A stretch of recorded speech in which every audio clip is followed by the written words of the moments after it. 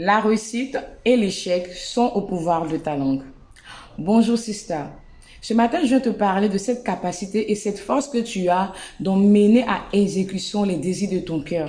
Cette force que Dieu a mis en toi pour manifester tout ce que tu désires au plus profond de toi, que ce soit au niveau de ton mariage, que ce soit dans la vie de tes enfants et que ce soit dans ton business, dans tes finances.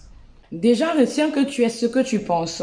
Et ce que tu penses négativement finit par s'accomplir. Alors, le diable est très rusé. Ici, tu vas me dire que je suis en train de te parler de la puissance de la déclaration, de la puissance des choses que tu fais sortir de ta bouche et de leur matérialisation.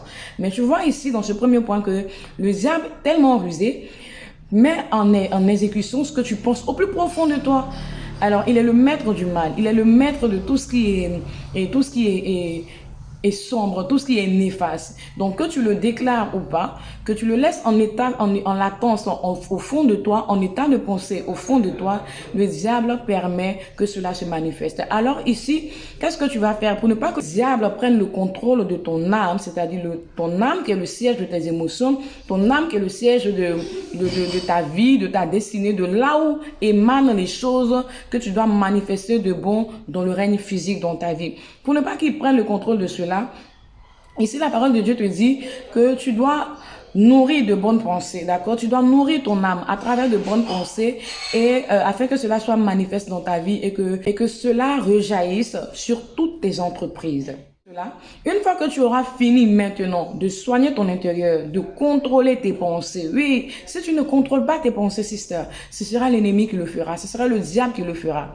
Donc, une fois que tu auras fini de contrôler tes pensées et que tes pensées seront désormais des pensées positives, des pensées de vie et non de mort, des pensées de gratitude, des pensées de reconnaissance, d'action de grâce et non de plainte, tu vas maintenant faire une chose qui est quoi? Qui est la déclaration. C'est ainsi, Proverbe 18, verset 21, que la vie et la mort sont au pouvoir de ta langue. Je sais que tu as déjà lu ce passage-là. Je sais que tu l'as déjà maintes fois entendu dans plusieurs prédications, dans plusieurs réunions de femmes entrepreneurs chrétiennes avec des dévanciers. Mais peut-être que tu t'es dit jusqu'à présent que tu ne sais pas comment est-ce que cela pourrait être manifeste dans ta vie. Alors, déclare maintenant toutes ces bonnes choses que tu penses à l'intérieur de toi et tu les verras manifestes. Je te dis un truc que tu ne sais peut-être pas. Les anges, d'accord? L'ange que tu as près de toi ou les anges que tu as près de toi sont en mission dans ta vie. L'ange n'est pas sentimental. L'ange est un exécuteur. Alors, dans nos villages, nos parents, dans leur croyance, nous disaient comme ça, qu'il ne faut pas lâcher les mauvaises paroles parce que si un mauvais ange passe et qu'il entend la mauvaise parole que tu es en train de lâcher à l'instant T sur ta vie ou sur la vie de ton enfant, celui-ci accourt avec empressement pour sceller la parole que tu viens de dire. Et moi, dans le Seigneur, je veux dire que c'est exactement ça, mais je ne parle pas de mauvais anges, de bons anges, je parle des anges en général. Les anges en général sont les envoyés de Dieu en mission dans notre vie. Aussitôt que tu dis que tu es riche, l'ange remonte rapidement, dit à Dieu elle dit qu'elle est riche. Qu'il en soit fait ainsi. Aussitôt que tu dis que tu es malheureuse, l'ange remonte rapidement vers les cieux et annonce que un tel dit qu'il est malheureux. Et les autres répondent qu'il en soit fait ainsi. Les anges n'ont pas de sentiments. Les anges sont des exécuteurs. Les anges sont là pour nous aider à accomplir notre mission, notre vie sur terre. Comprends maintenant combien de fois tu as exposé ta vie, ta destinée à un grand danger. Tu as exposé ta vie, ta destinée, tes finances, ton business, la vie de tes enfants à un grand danger.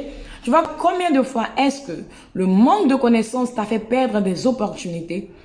Donc, à partir d'aujourd'hui, tu sais que tu dois changer ton langage et que tout ce que tu dis de ta vie sera ces choses-là qui vont se matérialiser. C'est que celui qui est pauvre dit désormais qu'il est riche, même sans avoir vu cette richesse. Il le déclare avec la foi, en action de grâce pour les choses à venir dans sa vie.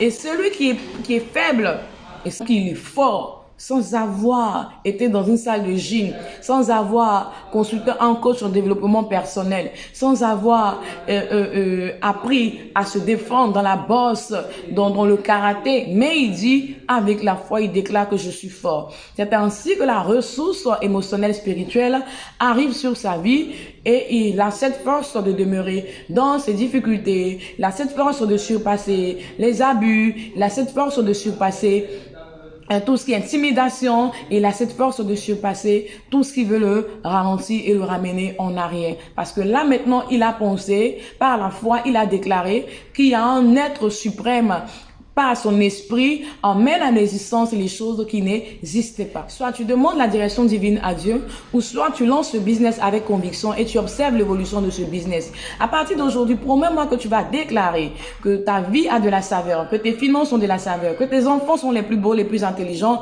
que ce sont des enfants qui ont l'esprit de Dieu. Tu vas déclarer que Dieu t'envoie des connexions divines, que les dettes que tu as aujourd'hui sont effacées parce que Dieu prend en charge ta vie. Dieu sait que tu n'as personne et que c'est lui seul qui est ta ressource véritable. Premièrement, que tu vas ôter le scepticisme de ta vie à partir d'aujourd'hui et te reposer essentiellement sur Dieu. Non pas en pensant positivement dans ton cœur, mais surtout en déclarant pour voir ces choses arriver véritablement dans ta vie, dans tes espérances, dans ton business, dans ta manière de faire. Surtout pour le business. À chaque fois que vous serez sceptique, lorsque vous aimeriez lancer un business, sachez que la première impression, le premier sentiment, sera ce qui sera susceptible d'accompagner votre business jusqu'à ce que vous fermez ce business. Donc, si vous voulez rentrer en collaboration avec un grossiste, une personne, vous voulez vous faire coacher par quelqu'un pour réaliser une entreprise, pour réaliser quelque chose, dites-vous que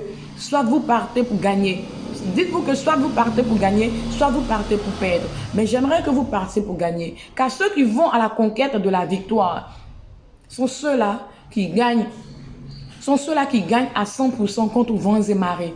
Mais si vous allez avec deux hypothèses, soit je gagne, soit je perds, il est fort probable que le diable qui règne en ce moment et qui a contrôle de toutes choses emmène à manifestation l'échec dans votre business. Ayez foi, foncez, mettez-vous en action, investissez, déclarez le succès et Dieu vous permettra d'avoir le succès. Dieu peut même changer votre business le business que vous étiez en train de faire de façon statique. D'accord, quand je dis statique, c'est pas un business qui stagne, mais en certains domaines où vous êtes, c'est-à-dire vous êtes par exemple uniquement dans les mèches, mais Dieu peut vous permettre de prospérer à tous égards. Et ça, tout ça aussi, c'est dans la déclaration. Alors, j'espère que ce message t'a fait du bien et te fera réfléchir sur comment est-ce que tu as eu à gérer ta vie, tes finances, surtout ton business jusqu'à aujourd'hui. Et ma prière pour toi, c'est que Dieu fasse de toi une femme de feu, une femme éclairée, une femme qui a la connaissance.